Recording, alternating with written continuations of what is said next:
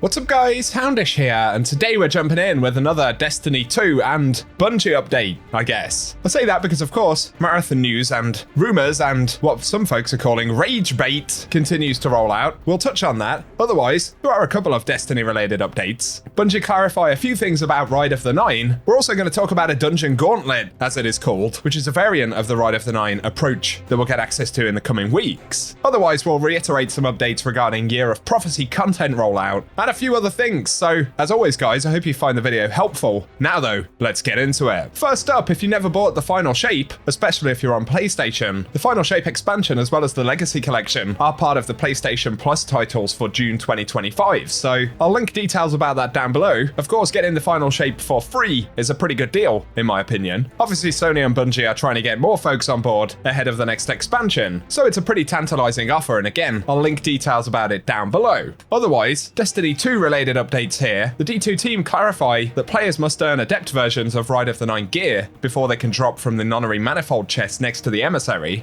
That did make a few players upset because on the first week, it did seem that we could get adept weapons to drop. So I don't know if they changed it or it was just bugged, but there's that one. Plus, Bungie said they're investigating an issue where players who didn't complete the Spire of the Watcher for the Ride of the Nine can't use the lifts in the Nine realm to open the chest for Ghosts of the Deep. And of course, the first lift won't activate if you didn't complete Spire, which means that even if you've completed Ghosts, you won't be able to get to the lift that you can actually use, which is kind of stupid, but more than anything frustrating for folks that it does affect.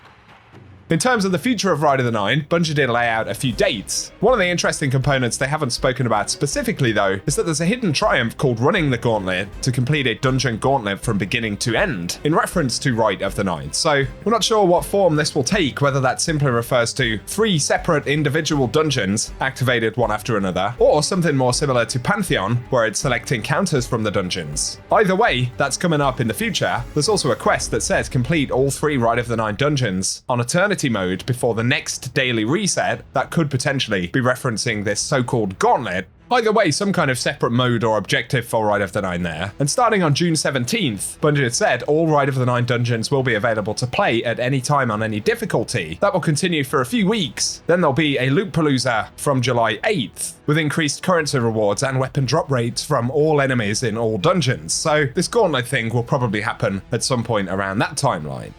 Otherwise, rounding up some things from the week, Bungie had said they're aware of an issue where the description for Destiny 2 Renegades currently lists an epic dungeon within Destiny 2. There will be new Pinnacle endgame content that'll be released, but it will not be in the form of an epic dungeon difficulty or activity. So a fix for that description will be issued on June 3rd. Looks like that's the next game update for Destiny 2 as well. And Bungie did essentially confirm via this that we'll get the new raid in Edge of Fate, but that raid will also get some kind of significant additional update in September with the first major update for the game. But the whole epic dungeon thing did cause some confusion. Some folks said maybe Bungie are simply referring to the piece of content as being epic or awesome. My only thing with that is that Bungie also separately referred to raid and epic raid like they're 2 different things, so that wouldn't entirely make sense in that case. So we're going to have to wait for them to confirm exactly what that's going to mean. But additionally, they updated that logo for the Renegades expansion, which is interesting. They also updated the Destiny 2 logo overall for their social media, but that does make sense given that marketing for the new expansion should be going into full swing in the weeks to come. The other bit of conversation in this last week, of course, there's been a lot of it regarding Marathon. I've made a couple of videos on the things that have been taking place over the last 2 weeks, but one component I haven't touched on specifically is that Sony reportedly cancelled all of the paid marketing plans for Marathon, following reception to the alpha and then the subsequent art theft thing that took place. So this info comes from the Sacred Symbols podcast and reportedly came from someone familiar with the marketing efforts in overseas markets with relation to Marathon. And they say it's considered a fairly unusual move for a game of this high profile, and they were told that someone familiar with marketing plans in a key overseas market had said there are now no plans to do paid marketing for Marathon at all. But they add, I don't know if these plans were affected by what has recently happened or if that was always the plan. But again, it's considered a fairly unusual move. This has led a lot of folks to say, well, Marathon's going to be cancelled or at least delayed. And yes, that certainly seems like a possibility based on this news. The reference to overseas markets is also interesting though, because potentially this pertains to advertising the game in other parts of the world world, you know, in Asia as opposed to North America. Really, it's hard to verify exactly what this means. It is, however, true that it's not a good thing, and it indicates Sony's displeasure around the situation at the moment, which is understandable given the massive amount of drama that Marathon's had in the past couple of weeks. Time will tell. I'm kind of waiting for that Bungie update to see whether they're going to address the whole plagiarism thing in more detail or make further announcements about Marathon itself.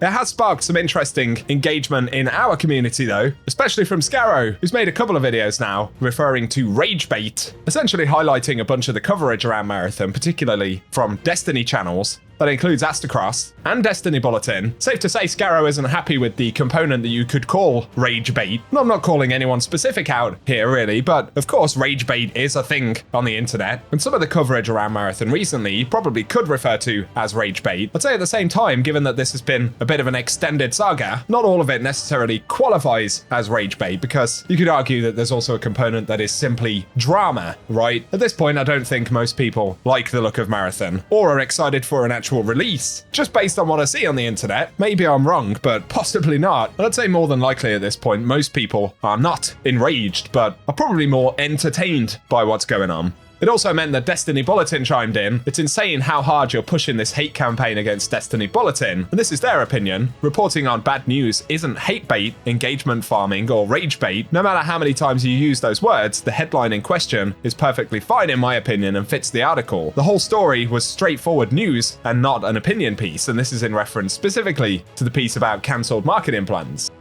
The other element I would say here is that for Bungie creators or Destiny creators, at the moment, Bungie aren't talking, right? They've gone very, very quiet in the wake of everything that's happened in the past couple of weeks. So as a content creator, the one thing I've noticed is that when Bungie do that, they're not generating a conversation of their own, right? So we're not being steered in a particular direction. It's even quiet on the Edge of Fate front and regarding further updates to Destiny. And I guess the issue is that news outlets, content creators, whoever it is, if we aren't given something interesting to talk about, then folks will generate something interesting to talk about. And there's an element of that happening right now. I'm not saying people are entirely just making stuff up, but certainly Bungie currently aren't populating the conversation with anything new. And I'd imagine that's because a lot of the higher ups at Bungie and Sony are probably sitting in a lot of meetings right now, trying to figure out what the best strategy is going to be, both in terms of releasing Marathon, whether it should be delayed and all of that stuff, and kind of figuring out their plans, but also even in terms of basic communication. For instance, the last couple of twids have been pretty light, and there could be an element where Bungie are like, we probably shouldn't immediately try and market or talk about any of our projects right now, because there's more than likely an element where they want to figure out the communication strategy before they start talking, because they are in hot water and everything that they say will have an impact one way or another. So they obviously want to try and get that right. That's kind of my assessment of why things are a little bit quiet on the Bungie front as well. It's just funny that you've got this additional back and forth now between folks who think that the community are being too harsh on Bungie and the folks who, of course, will essentially take any piece of news and yes, hype it up in one way or another, because that's just how the internet works. You're either good at that job or you're not, I guess. And to be honest, that's why I personally spend half of my time when I'm not at work completely ignoring the internet, or I certainly try to and probably should be, because yeah, it's a laugh, innit? There we go. That's what we're talking about today. We'll see if the Twid has anything going on this week. I'll keep you posted. Maybe we'll start to get those Edge of Fate previews soon. Bungie did indicate that was the plan, so I'll let you know. Otherwise, if you found the conversation interesting, chime in with your thoughts in the comment section and maybe drop us a rating below if you did enjoy the video. But otherwise, cheers for tuning in, and I'll catch you guys very soon.